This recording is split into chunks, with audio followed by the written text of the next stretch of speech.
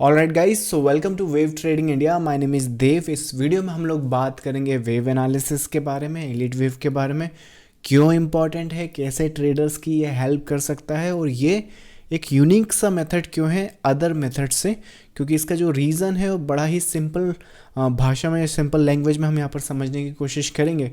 पर मैं आपको बता दूँ कि ट्रेडर को मार्केट में चाहिए क्या। ट्रेडर को मार्केट में, जब मार्केट को आप एनालाइज कर रहे हो तो मार्केट को आप एनालाइज कर रहे हो इस फैक्टर से कि मार्केट राइट नाउ किस फेज़ में है और इसके बाद जो आउटकम है वो किस तरह से आ सकता है।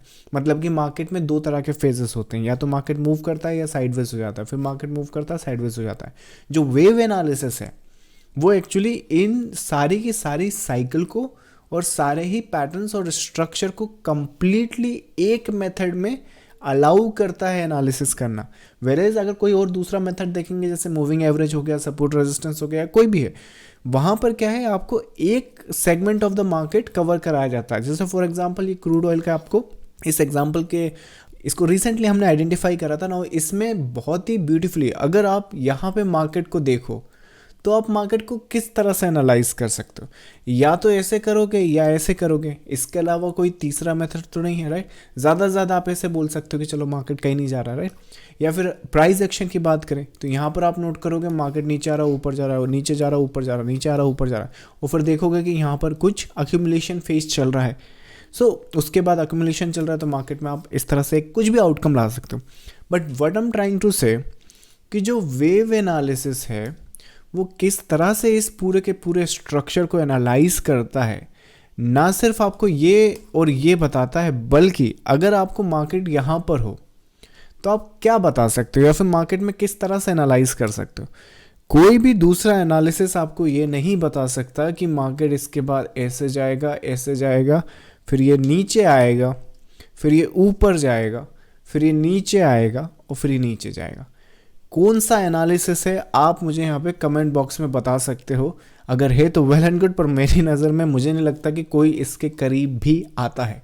इतना प्रिसाइज और इतना डिटेल एंटीसिपेशन आपको वेव एनालिसिस के अलावा कहीं नहीं मिल सकता है। इसका लाइव सेशन का जो वीडियो है, आई थिंक वो मैं आपको प्ले करके बताता हूँ। अपना जो प्रीमियम ग्रुप है उसमें क्या होता है कि हम लोग लाइव सेशन कंडक्ट करते हैं, और ये जो वीडियो है, ये आज का ही वीडियो है 3 नवंबर का, ये हम लोग सेंड करते हैं ना। इसमें क्रूड ऑयल का आप एनालिसिस देखो और उसका पोटेंशियल आउटपुट देखो कि किस तरह से उसे एनालाइज किया है जब मार्केट यहाँ है, और किस तरह से फिर मार्केट ने परफॉर्म करा। ज़रा आप ये देखिए, फिर मैं आपको वीडियो में बाद में मिलता हूँ। Oil on the other hand, let's see daily structure. Okay, आज ये चार्ट M6 के कुछ हो गया इनको।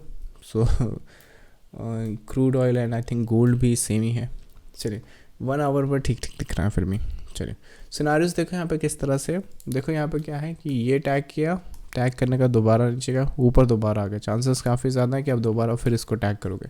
तो 6-9 के आसपास या 6 करंट जो आपको वेव है ये क्रॉल करता रहेगा। इंट्राडे थोड़ा बहुत फॉल आ सकता है, that's fine, but I think ये जो स्ट्रक्चर है शॉर्ट टर्म बेसिस पे सपोर्ट चेंज करेगा, और वो जो सपोर्ट रहेगा यहाँ पर हम ला सकते हैं। और उस केस में जो सिनारियोज रहेंगे आपके इतने एक्सपेक्ट किए जा सकते हैं। अगेन ये रेजिस्टेंस ही है, दोबारा we can expect a fall. So that's the case. ये फॉल के बाद अगर 6880 रिक्लेम नहीं होता तो इसको फिर रिवर्सल ही ट्रीट करना है, इसको कंटिन्यूएशन ट्रीट करना है for this structure to fall. So that's the case on the alright. So अभी आपको समझ में आया होगा कि किस तरह से ये वेव एनालिसिस आपको पूरी की पूरी जो साइकिल है, पूरी की पूरी जो वेव है, वो यहाँ पर रीड करने में, स्टडी करने में बेनिफिट हो सकता है। यहाँ पर सबसे बड़ा एडवांटेज जो हमें मिलता है वो इसीलिए मिलता है कि हम यहाँ पर मार्केट की जो है मोटिव करेक्शन इन पूरी की पूरी साइकिल को रीड करते हैं।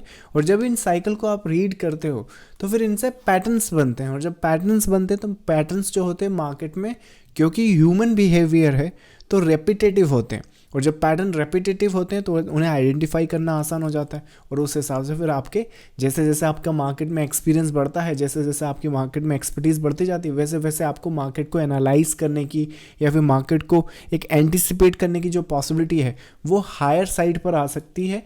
इवन फिर आप मार्केट को इस तरह से एनालाइज नहीं करोगे कि ओके ये बाय अबव सेल बिलो, आप इस तरह से एनालाइज करोगे कि कौन सी वेव में है, कहाँ से मार्केट आ सकता है और कहाँ मार्केट जा सकता है और कौन सी वेव में मैं इंटरेस्टेड हूँ। ज़रूरी नहीं कि यहाँ पर इतनी सारी वेव बताई हैं तो सारी ही वेव को ट्रेड करना है कि चलो मैं यहाँ पे सेल कर देता हूँ, यहाँ बाई कर लेता हूँ, यहाँ सेल कर देता हूँ, यहाँ बाई कर लेता हूँ, यहाँ सेल कर देता हूँ, राइट। ऐसा कुछ नहीं करना।